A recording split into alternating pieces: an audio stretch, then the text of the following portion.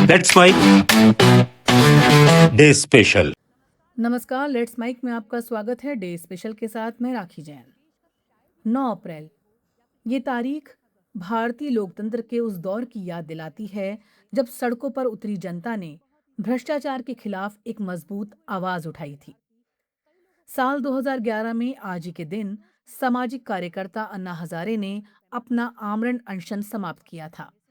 ये केवल एक अनशन का अंत नहीं था, बल्कि एक ऐसे जन आंदोलन का प्रतीक था जिसने पूरे देश को झकझोर दिया।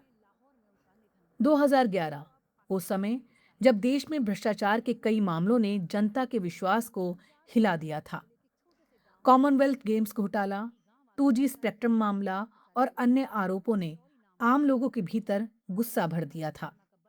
इसी माहौल में अन्ना हजारे ने भ्रष्टाचार के खिलाफ आवाज उठाने का फैसला किया।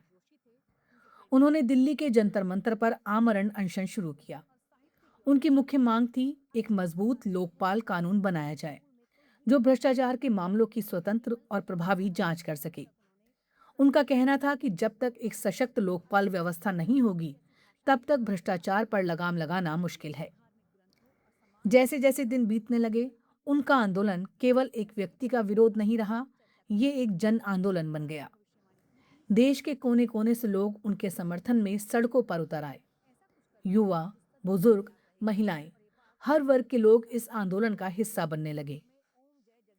ये एक ऐसा क्षण था जब आम नागरिक खुद को बदलाव का हिस्सा महसूस कर रहा था। 4 दिनों तक चले इस आमरण अनशन के बाद 9 अप्रैल को सरकार ने अन्ना हजारे की प्रमुख मांग मान ली। लोकपाल विधेयक का मसौदा तैयार करने के लिए एक संयुक्त समिति बनाने की अधिसूचना जारी की गई। इसके बाद अन्ना हजारे ने एक छोटी बच्ची के हाथों नींबू पानी पीकर अपना अनशन तोड़ा। ये दृश्य पूरे देश के लिए भावनात्मक और प्रेरणादायक था। लेकिन ये कहानी यहीं खत्म नहीं हुई। अनशन समाप्त करने के बाद अन्ना हजारे ने साफ कहा कि अगर 15 अगस्त तक लोकपाल विधेयक पास नहीं किया गया तो वो फिर आंदोलन शुरू करेंगे। जब तय समय पर विधेयक पारित नहीं हुआ तो 16 अगस्त को उन्होंने दोबारा अनशन शुरू कर दिया। इस बार आंदोलन और भी व्यापक हो गया। देश भर में प्रदर्शन, रैलियां और जनसभाएं होने लगी। लोग तिरंगा लेकर सड़कों पर उतरे और भ्रष्टाचार के खिलाफ अपनी आवाज बुलंद की। सोशल मीडिया ने भी इस आंदोलन को फैलाने में बड़ी भूमिका निभाई। इस आंदोलन को कई जानी मानी हस्तियों का समर्थन भी मिला। किरण बेदी, कुमार विश्वास, अनुपम खेर, VK सिंह और योगेंद्र यादव जैसे लोगों ने खुलकर इस अभियान का समर्थन किया। इससे आंदोलन को और भी मजबूती मिली। इसी आंदोलन के दौरान कुछ नए चेहरे भी सामने आए। अरविंद केजरीवाल, संजय सिंह और शाजिया इल्मी। ये लोग आंदोलन के प्रमुख चेहरों में शामिल हो गए और बाद में राजनीति में सक्रिय भूमिका निभाने लगे। हालांकि अन्ना हजारे खुद अपने आंदोलन को राजनीतिक दलों से दूर रखना चाहते थे।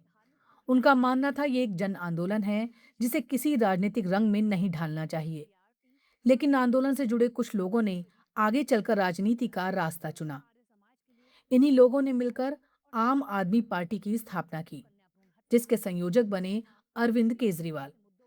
ये पार्टी आगे चलकर दिल्ली की राजनीति में एक महत्वपूर्ण शक्ति बनकर उभरी और केजरीवाल 3 बार दिल्ली के मुख्यमंत्री बने। हालांकि समय के साथ आंदोलन से जुड़े कई लोग अलग अलग राहों पर चले गए।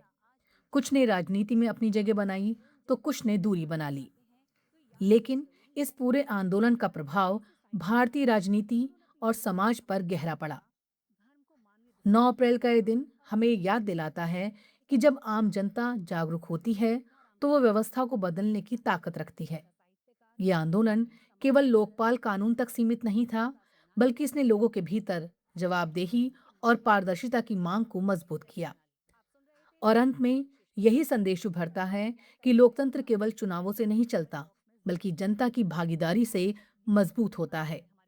जब लोग अपने अधिकारों के लिए खड़े होते हैं तो बदलाव निश्चित होता है, क्योंकि आवाज जब जन आवाज बन जाती है तो सत्ता को भी सुनना ही पड़ता है। डे स्पेशल में फिलहाल इतना ही।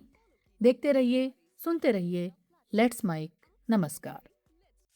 आप सुन रहे थे let's mic more than radio. Follow कीजिए हम